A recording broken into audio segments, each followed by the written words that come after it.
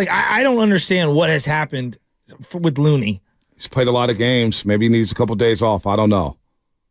But you don't have any rim protection. This team is 10-11, and you got Oklahoma City, Phoenix, and the Clippers on deck.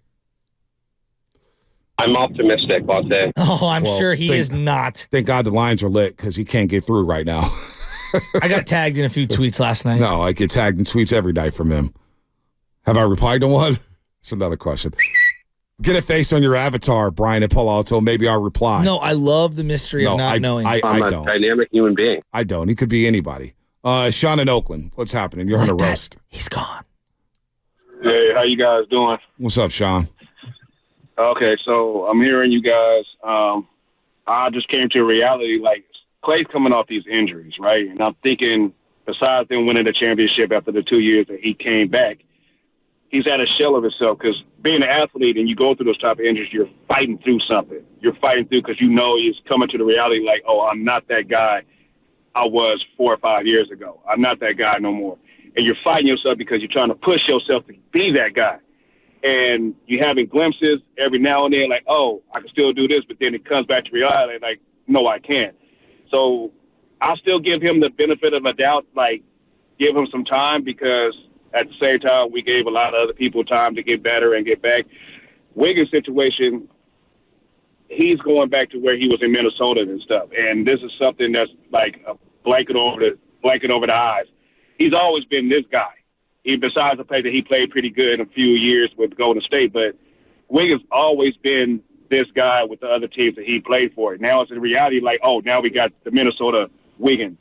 And I don't think it's going to change anytime soon. So thinking of trading somebody, the only person I would think about trading right now is maybe Wiggins because I don't see anything happening right now. He had two.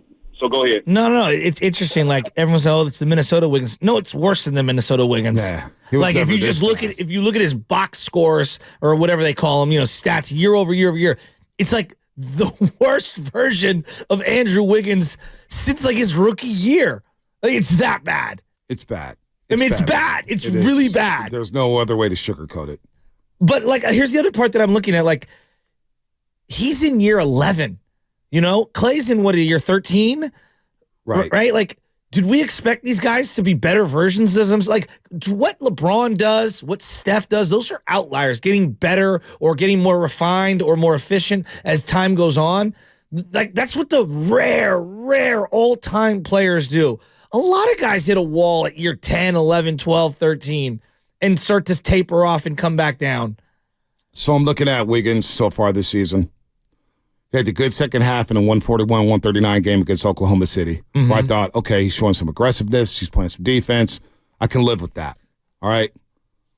Then you look, and there were some rough games. Well, he had the 131-point game. Well, no, I was going to get there. Okay. But, what was that? After the second half, but ironically, that was against Oklahoma City, where he scored 31. He entered that game 5 of 37 from 3. He goes 5 of 8 from 3 in that game alone. All right? Now, only 5 of 37 entering the game. Right. In that Oklahoma City game. Now, I'll give him credit. The next 5 started with that 31-point night against Oklahoma City. He won 11 of, 9, 12, 15. He won 11 of 8, 11, 14, 18. He won 11 of 23 from 3, which is not bad for Andrew Wiggins during that 5-game stretch. And that ended with the Sacramento game where he had his first double-double of the season, 29 points, 10 rebounds. And we're like, oh, boy, maybe Andrew Wiggins is starting to figure it out. Shooting the 3 at a 48% clip during that 5-game stretch. Okay, wow. Wiggins has maybe figured it out. Then he misses 2 games because he slams a finger in the car door. Ow! So he doesn't play in the series against the Clippers. I still can't believe that.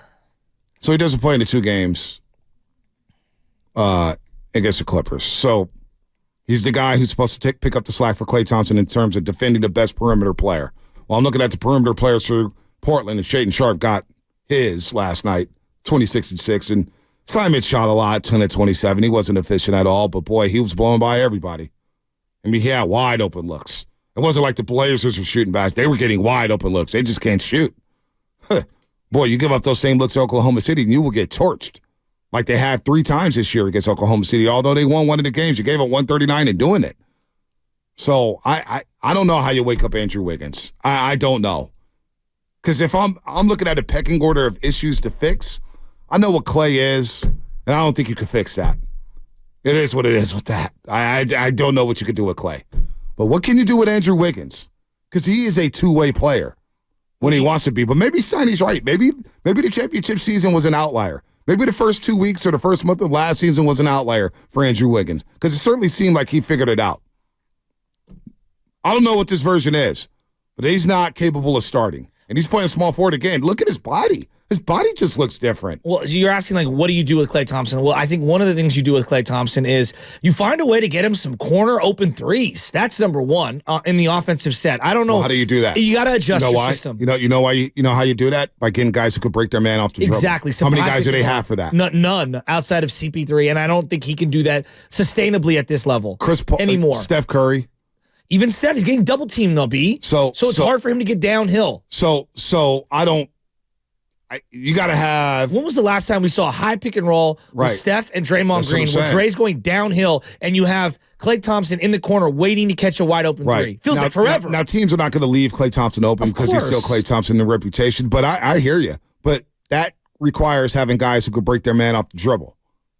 I know one guy who could do it. He's in Washington, D.C. now. So. I honestly, guys, fellas, you don't have any guys. Klay Thompson needs. That's why I bring up the Lakers situation with Klay. If Klay was to walk and go to the Lakers, I think he'd be better because you have a guy like LeBron James who could create wide open looks for everybody. I also don't look at Cam Reddish. Cam Reddish has been revived. Yeah, but Cam Reddish isn't guaranteed certain spots and minutes, and he's also not. He's making $4 million over the next 2 years. But that's not my point. That's not my point. That's not my point, Shasky. You're missing the point. Klay Thompson in a situation like that will get wide open looks. Cam Reddish, who we thought was a G League player. Remember when Cam Reddish signed with the Lakers? He literally bumped Austin Reeves for a starting role. Just pretty unbelievable. Because of the presence and the gravity of LeBron James. So that's what Klay needs. Like a team like Milwaukee, I was talking to Millie guys, a team like Milwaukee, if they had Klay just standing in the corner with Dame Dollar, Giannis Antetokounmpo, all of a sudden people are like, wow, Klay's still a good shooter. He needs help to create on his team. It doesn't match up. Maybe the system doesn't match. But that's what I'm saying with Klay. So I don't know how you fix him. Andrew Wiggins, I don't know how you fix him. Do you just dock him and just bring him off the bench? I have no idea. I think you stagger the two of them and you play the younger players. And I think you play less of those other two guys, of Wiggins and Klay Thompson. And I think Looney needs to take a smaller role right now and just see what it looks like for a couple of games. So you play Sarge more minutes at the 5, then now you're asking for trouble there too, because defensively it's a liability. It's give and take. They're not a good roster. I mean, you have to minimize some things and play up others. Like at this point, I think playing to their strength, which is some of their shooting, and some of their youth and their athleticism, you're gonna have to accept the trade-off of lack of defense. It just is what it is. Like because right now, Looney, I get the defense, but I'm not getting any offensive production at all, and it's clogging things up for 3 or 4 other players on the offense. I'm weakening one of my strengths. Let's go to Tim in Raleigh, North Carolina. Tim, what's happening? What's up, Bonte? Bonte, you know what to do. When I bring this up, you're going to remember because I remember you on the show talking about it. They just won't do it. I got 3 things if y'all let me get to it. But since you just asked that one, Bonte, you don't remember 2 years ago, Steph Curry, J.K., top of the key pick and roll with J.K. with the ball in his hand. I do. And how he got to the basket with ease. Oh, yeah. You want to know how you open up it? All he needs is 2 dribbles, Bonte. Nobody's helping off Steph. You don't remember those 2 flushes? I do. You don't think I do. You said that pick and roll with Klay, with J.K. J.K. get the mid-range at the free throw line. Oh, yeah. You asked what I want, Bonte, or what we want. Let's give the opportunity for this guy to be the best version of himself. Let's utilize his strengths. Let's get more J.K. on the court with Draymond. Bonte, we got it. You saw it. We saw it his rookie year, and now his jump shot is better than it was then. Bonte, we got it. We haven't seen it in 2 years. Oh, yeah. Is he going to dance with somebody? No. Can he take a 2-dribble, 3-dribble, pull up and shoot over anybody mid-range? Hell yeah. Can he come down the hill to pick, set at the top of the key, 2 dribbles, he's taking off from the dotted line, getting to the free throw line? Bonte, we not utilizing it. Bonte, let's think about this. How many times have we come in here and said, we've won games because of J.K.? Toronto last season, Portland, Charlotte last season. Multiple times, Bonte. How many times this year? OKC second half. Last night. Bonte, Like, no disrespect to Podziemski or Moody. I love them. We haven't come in here one morning and said we just won that damn game because of them. But look what was said last night by the coach, Monte. Those two have earned their minutes. How does it feel to be Johnathan Kuminga to hear that? Oh, I know. He ain't earned his minutes. Tay, you called it out, and I love how you said it. Bonte, you called it out right after you said it to Festus and Chris, and I was hoping they would come back and say, what the hell did he just say? That he ain't earned his yet? Bonte, I'm telling you, imagine, Bonte, you're a father. Johnathan Kuminga, your son. Johnathan Kuminga, your agent. You telling me you want this guy on this damn team? This man is not utilizing his strength in any way possible. Bonte, last thing, I'm going to close it out. Okay. Popovich was not afraid to bring Kawhi into the team. Phil Jackson was not afraid to integrate Tony Kukoc and utilize his strengths. You didn't see the pain on Kerr's face last night when he had to talk about Kuminga. It wasn't any excitement like he was with Podziemski. Oh, he's in the rotation. In 15 games, he proved to you he's in the rotation, no question about it.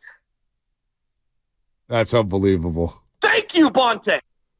Oh, man. What do you think? He said Bonte 16 times, 20 times? At least. I'm not mad at him. Well, I'll have to go back and check the tape there. I thought you were going to drop the guru. Bonte, help me. Look, Tim waited on hold for an hour. And I appreciate Tim and Raleigh, North Carolina. So now Kuminga is going to be the facilitator for the entire offense. But I know, I'm hearing what he's saying in the pick and roll that Kuminga can create. Kuminga's an underrated passer. He can create for others at times. Like, it's hard to disagree with Tim because Kuminga does have the little midi in the paint, 10 feet away from the basket. Going to the paint, going to the rim. You see the 9 points in the fourth quarter, attacking the paint, attacking the rim. I can't disagree with Tim. Man, Kuminga needs to play more. Kim in San Jose. Kim, what's happening? You're on the roast. Good morning, guys. How you doing? Good. We need a rim protector for that starting five. We need somebody that can block, make a couple shots, and pass the ball out to those shooters we got.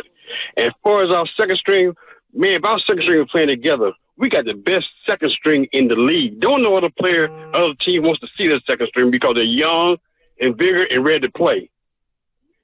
But we need a rim protector. They do need one, Kim. I'm not going to lie to you. They do need one because Paul George said something Saturday that I don't think really fell on the ears of Warrior fans or anybody covered the Warriors. Maybe they did. Maybe it did. But Paul George said, we knew they don't have rim protection. So we started attacking the basket, and that's when the pick and pop game came into play. Boy, I need Gary St. Jean. When I talk pick and pop, nobody says it like Gary St. Jean. The pick and pop game, I miss Gary St. Jean. We've got to book him maybe next week. But the pick and pop game became open for the Clippers. They had 31 assists because Paul George said it. We know they don't have rim protection. So now you're slow. Your point of attack defense is not elite. I don't know if it's even average. Guys are driving the lane. They're collapsing the defense. And now they're picking and popping. The Blazers had wide open shots that they missed yesterday. So here's my solution to all that. Like this is what I would do. Okay, and I think I'm just going to say what I would do.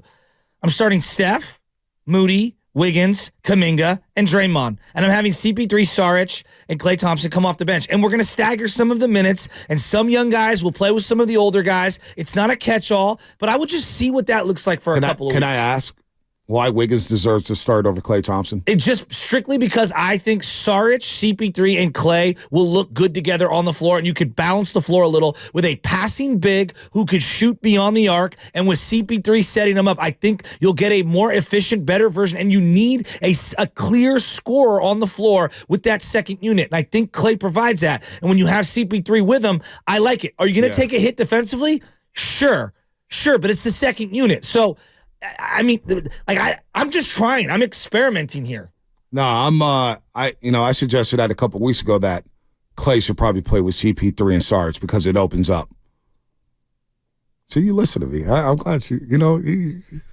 So what would your starting five be for a couple games? I don't care who the starting five is, but I do agree that Klay should probably play with CP3 and Sarge because maybe Klay needs to play with a slower pace. So, like, if I'm looking at it this way. When it comes to starters, like, here's the deal. You start these guys, and it starts off rough. We know what's going to happen. Steve Kerr's going to revert to going back to the veterans. And Steve Kerr just said this last week. You have nothing to lose. Well, Steve Kerr just said this. Playing good. Steve Kerr just said this last week on Willard and Dibs. the guys who are going to drive us winning a title or not, we know who they are, right? They're Steph, Draymond, Wiggs, Loon, Klay. Like those guys, they were the ones, Gary, huge part of that championship a year and a half ago. So we know those are the guys that have to perform at a high level if we're going to compete for a title. So the guys who are going to determine our season are our main guys, our key guys, right? Are the guys who make all the money. They're the ones who determine winning and losing. I think our young guys are all developing, and they're developing at different stages. You try to help the development process. You fit them in here and there. But this season is about winning a championship. So that means for me, I am going to lean in to our starters. I'm going to lean into our key guys, and I'm going to give them all the space they need to find their rhythm, to establish, who they are. And once that happens, it'll make the roles much easier to play for the young guys. If you want to bail out on the old guys and plug the young guys in, then you're talking about an entirely different goal. And that's now you're talking about the future. You're not talking about winning a championship because those guys aren't ready to do that. So that was last Wednesday, correct? Last Wednesday when Steve Kerr joined Willard and Dibs. And real quick, Chaz, before you get in on this, I just want to play what Steve Kerr said last night. This is literally a week later. Literally a week later. A week later, Steve Kerr said this about the starting lineup. We talk about it every day. I've really been patient and hoping to get our first unit, from the last couple of years into a good groove. It's just easier to play and to coach when everybody knows exactly where they fit in. Role players, it's easier to play a role when kind of a set rotation and, the stars are playing well and all that. So everything, the puzzle kind of fits. So to be honest, the puzzle hasn't fit this year. And we've had a lot of guys playing well, but we may have to think about, moving the starting lineup around. Thank you. Game to game, depending on who we're facing. I'd still prefer to get something solid, but we haven't really established anything this year, and we're a quarter of the way through, so there's definitely a lot of thought that's going to have to go into this. Steve Kerr just changed his starting lineup like 5 straight games. In the playoffs last year, when we talk about best net rating with the starting lineup, the Warriors had 6 different lineups in 13 playoff games. So you think he's kind of full of it on that, I guess? No, I'm saying that it's no big, I get that he wants a set starting 5. Well, hell, during their championship years, how many times did we see a different center? Well, a lot. Honestly. A lot. Hell, the biggest move they made in the first championship was taking Andrew Bogut out of the starting lineup. And I'm glad you brought up the first championship because I want to be like, dog, you were at the forefront of playing second-year player Draymond Green and second-year player Harrison Barnes. 79 of 82 games in the starting lineup that year. We know that you closed with 30-year-old Andrew Bogut, and at times you were closing with 31-year-old Andre Iguodala. But you started the game 79 out of 82 times with Draymond and Harrison, who were in their second year. Yep. And Klay was in his third year that year. Now, look, I get it. It's different, and things have changed. This lineup, Steph, Moody, the one that I would like to start. Steph, Moody, Wiggins, Kuminga, Dre. It's 2 young guys who are in their third year. Not rookies. They're in their third year. And no one is saying that you're playing Podziemski, Moody, Kuminga, Trace Jackson-Davis as starters for 35 minutes a game. I'm saying I'm starting the game for a couple minutes there, and I'm seeing where it goes. And then I'm going to have CP3, Saric, and Klay Thompson, and some other combinations of guys going out on that floor. That's how I would have my rotation. Well, let's see how it works out Friday. That's what Steve Kerr said. I'm sure Willard and Dibs will ask about the starting lineup today at 5 o'clock. Willard and Dibs will be joined by Steve Kerr as they are weekly at 5 o'clock. What will he do with the starting lineup? Are there really going to be changes to the starting lineup? I think you got to make something shake before you make some deals. You got to make something shake. What would your lineup be? I don't know. Steph and Dre and everything else is a toss-up. Okay. You know what I'm saying? Everything's else in play. So what's more important then? Is there a player that you have? Who's the player you got to get going and the combination that you need to surround that guy to get going? Well, I would think Andrew Wiggins. because So you what need his works for him? defense. What works for him is being more consistent. I don't know what works for him right now because nothing has worked for him right now, Sasky. You know what I'm saying? I'm trying to find a solution. I hear you trying to find solutions. I'm trying to find solutions too. But when you have no rim protection right now, anything could go. I'm good with anything. I just want to win, and I want to have the best opportunity to win a damn championship. Well, and that's why the reason why I don't care who start. Like I've been consistent on this all damn season. But it feels like they dig a hole. I know that you say this, like, I don't care who starts, but just my eyeballs are telling me it's like, damn, it feels like they're in a hole every first quarter. Well, it does feel like that. But again, here's where the problem's going to come. The minute somebody doesn't finish, and I'm looking at Klay Thompson, and I'm looking at him with Andrew Wiggins. Didn't finish last night. And you think he's happy? I don't care if he's happy. Well, I'm telling you, he's not happy, and it's going to be a problem soon if they continue to lose games. Well, if they continue to lose games, CP3 told you when he was coming off the bench and they were winning. Yeah, it's still an adjustment for me. Well, guess what? Scared money don't make money. So if you're worried about feelings, we're in the wrong business. So, Dublin March, and I respect Dublin March's opinion before we go to Casey and Marin. Dublin March, what works for Wiggs is that he's a third option. Problem is, Warriors don't have a second option right now. It's the number one problem. So, we're in trouble regardless.